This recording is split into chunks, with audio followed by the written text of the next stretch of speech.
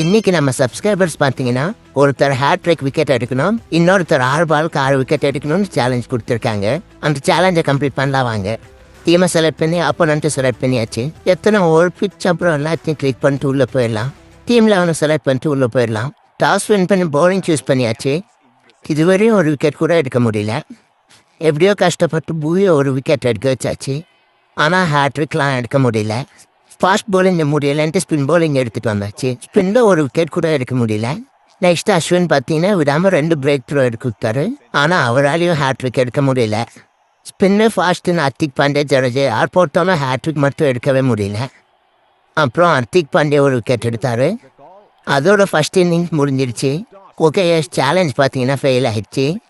சேலஞ்சை தான் கம்ப்ளீட் பண்ண முடியல. மேட்சாவது ஜெயிச்சிட்டு போவோம். நாளையிலேருந்து இன்ட்ரெஸ்டிங்கான ஆன்லைன் மேட்சஸ்க்கு ரெடியாக இருங்க. அப்படியே மறக்காமல் நம்ம சேனலை சப்ஸ்கிரைப் பண்ணி வச்சுக்கோங்க. ஒரு வழியாக மேட்சை ஜெயிச்சாச்சு.